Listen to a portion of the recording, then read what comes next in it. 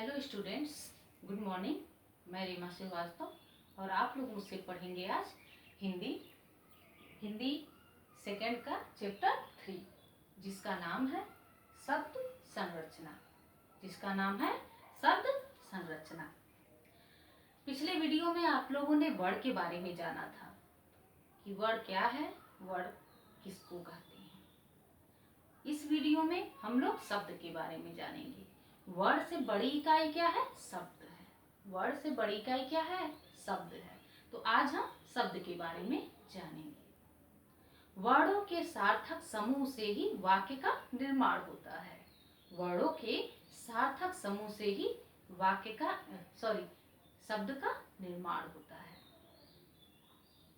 शब्द के दो भेद होते हैं, सार्थक शब्द और निरर्थक शब्द। सार्थक शब्द किसे कहते हैं? सार्थक शब्द जिन शब्दों से हमें अर्थ की प्राप्ति होती है उन्हें सार्थक शब्द कहते हैं, और जिन शब्दों से हमें अर्थ की प्राप्ति नहीं होती है उन्हें हम निरर्थक शब्द कहते हैं। वर्णों के सार्थक समूह से शब्द का निर्माण होता है, या फिर वर्णों के सार्थक समूह को ही हम क्या कहते हैं? शब्द कहते हैं। शब्द के दो भेद, सार्थक शब्द और निरर्थक शब्द। सार्थक शब्द जिन शब्दों से अर्थ की प्राप्ति होती है उन्हें सार्थक शब्द कहते हैं, और जिन शब्दों से अर्थ की प्राप्ति नहीं होती है उन्हें निरर्थक शब्द कहते हैं। शब्दों का वर्गीकरण तीन आधार पर किया गया है। शब्दों का वर्गीकरण तीन आधार पर किया गया है। कौन कौन से हैं? उत्पत्ति के आधार पर, रचना के आधार पर और प्रयोग के आधार पर। शब्दों का वर्गीकरण तीन आधार पर किया गया है। उत्पत्ति के आधार पर किया गया है, रचना या बनावट के आधार पर किया गया है, उसके बाद प्रयोग के आधार पर किया गया है। उत्पत्ति के आधार पर शब्दों के चार भेद हैं। उत्पत्ति के आधार पर शब्दों के चार भेद हैं। कौन कौन से हैं ये देखते हैं। तत्सम शब्द है, तद्भव शब्द है, देशज शब्द है और विदेशी शब्द है। तत्सम शब्द है, तद्भव शब्द है, देशज शब्द है और विदेशी शब्द है। तो ये रहा उत्पत्ति के आधार पर शब्दों का वर्गीकरण। अब हम लोग देखते हैं रचना या बनावट के आधार पर शब्दों का वर्गीकरण। तो रचना या बनावट के आधार पर शब्दों के तीन भेद हैं, या तीन प्रकार के होते हैं। कौन कौन से होते हैं? रूढ़ शब्द, रूढ़ शब्द, यौगिक शब्द और योग रूढ़ शब्द। रूढ़ शब्द होते हैं, यौगिक शब्द होते हैं और योग रूढ़ शब्द होते हैं। ये भेद किनके आधार पर है? रचना या बनावट के आधार पर। ये तीनों भेद रचना या बनावट के आधार पर किया गया है। इसके बाद तीसरे नंबर पर आता है प्रयोग के आधार पर शब्दों का वर्गीकरण। प्रयोग के आधार पर शब्दों का वर्गीकरण दो प्रकार से है, या दो प्रकार से किया जाता है उनका प्रयोग। कौन कौन से हैं? अविकारी शब्द है और विकारी शब्द है। अविकारी और विकारी, ये दो भेद प्रयोग के आधार पर शब्दों का है। ठीक है, तो अभी हम लोग फर्स्ट नंबर पे आ जाते हैं। पहला नंबर कौन सा था? उत्पत्ति के आधार पर। पहला नंबर उत्पत्ति के आधार पर। उत्पत्ति के आधार पर पहले नंबर पे कौन था? तत्सम शब्द। तत्सम शब्द वे शब्द होते हैं, तत्सम शब्द वे शब्द होते हैं जो संस्कृत से बिना किसी परिवर्तन के हिंदी में प्रयोग किए जाते हैं। तत्सम शब्द वे शब्द होते हैं जो संस्कृत से बिना किसी परिवर्तन के या बिना परिवर्तित हुए हिंदी में प्रयोग किए जाते हैं, उन्हें तत्सम शब्द कहते हैं। जैसे घृत, घृत क्या है? तत्सम शब्द है। अग्नि, अग्नि क्या है? तत्सम शब्द है। रात्रि, रात्रि क्या है? तत्सम शब्द है। दुग्ध, दधी, ये सब क्या है? तत्सम शब्द हैं। तो आप लोगों ने देखा उत्पत्ति के आधार पर फर्स्ट नंबर पे आता है तत्सम शब्द, और तत्सम शब्द वे शब्द होते हैं जो संस्कृत से आते हैं और हिंदी में बिना परिवर्तन के प्रयोग किए जाते हैं। दूसरे नंबर पे आता है तद्भव शब्द। दूसरे नंबर पर तद्भव शब्द, ये वे शब्द होते हैं, तद्भव शब्द वे शब्द होते हैं जो संस्कृत भाषा से आते हैं किंतु अपने परिवर्तित रूप में या कुछ परिवर्तन के साथ हिंदी भाषा में प्रयोग किए जाते हैं। जो थोड़ा परिवर्तन के साथ हिंदी में प्रयोग किए जाते हैं उन्हें क्या कहते हैं? तद्भव शब्द कहते हैं। जैसे हमने ऊपर एग्जाम्पल दिया, उदाहरण दिया आप लोगों को, घृत। तो तद्भव में घृत का कैसे प्रयोग करते हैं? घी कहते हैं। तद्भव जब होता है तो घृत को हम घी कहते हैं। दुग्ध, दुग्ध को हम तद्भव में क्या करते हैं? दूध कहते हैं। दूध को तद्भव में दूध कहते हैं और हिंदी में दूध प्रयोग होता है।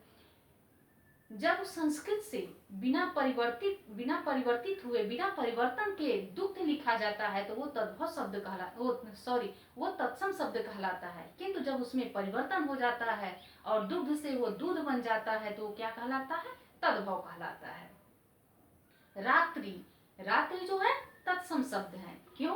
क्योंकि ये संस्कृत में ऐसे ही प्रयोग किया जाता है। लेकिन रात्रि को जब हम रात प्रयोग करते हैं हिंदी में तो वे शब्द के रात क्या कहलाता है? वे शब्द नहीं, रात क्या कहलाता है?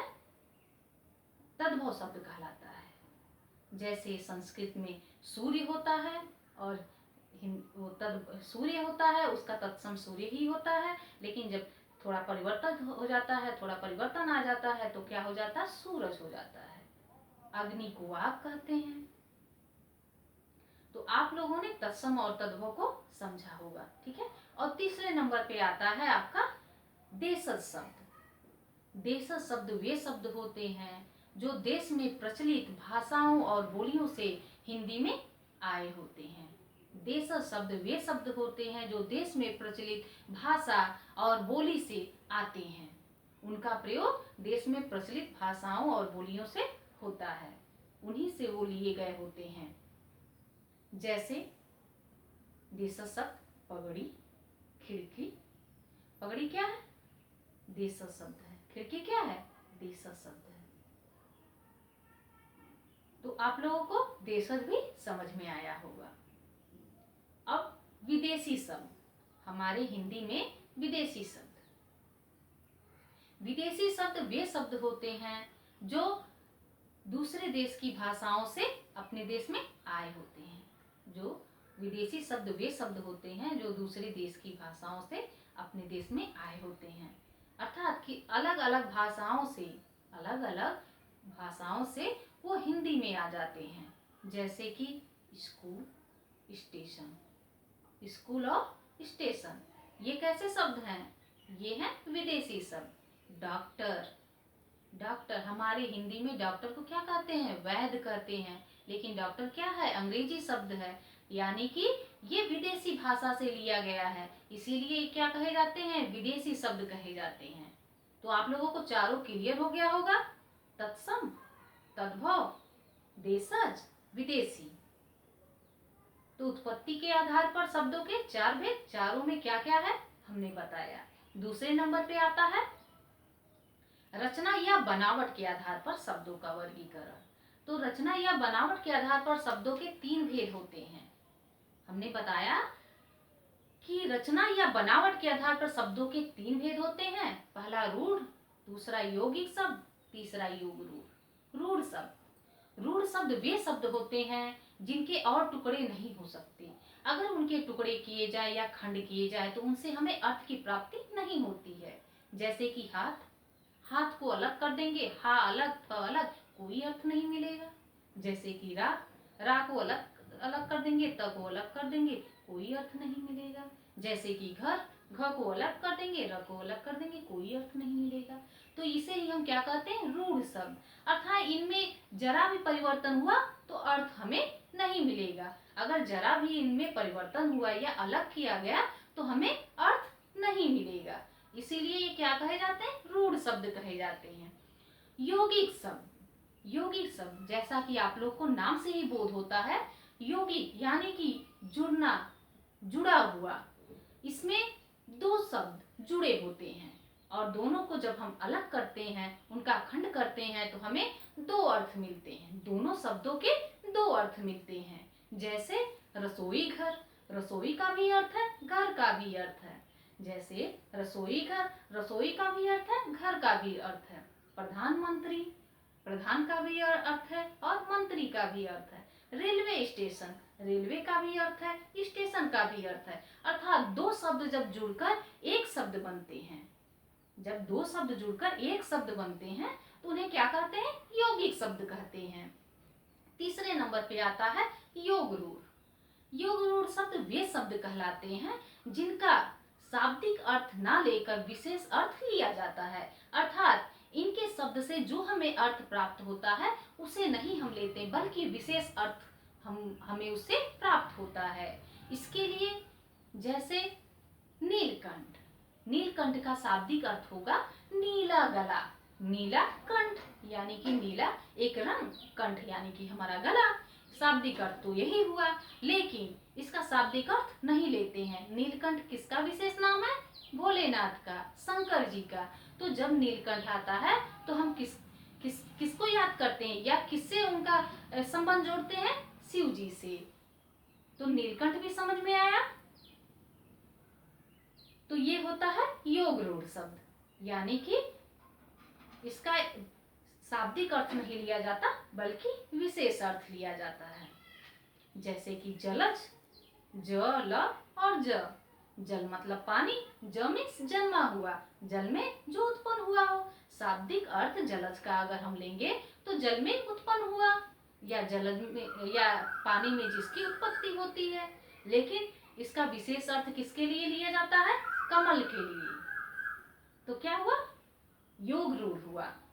अब इसके बाद लास्ट में तीसरे नंबर पे आपका आता है, तीसरे नंबर पे आपका आता है प्रयोग के आधार पर। प्रयोग के आधार पर शब्दों का वर्गीकरण। तो प्रयोग के आधार पर शब्द दो प्रकार के होते हैं। कौन कौन से?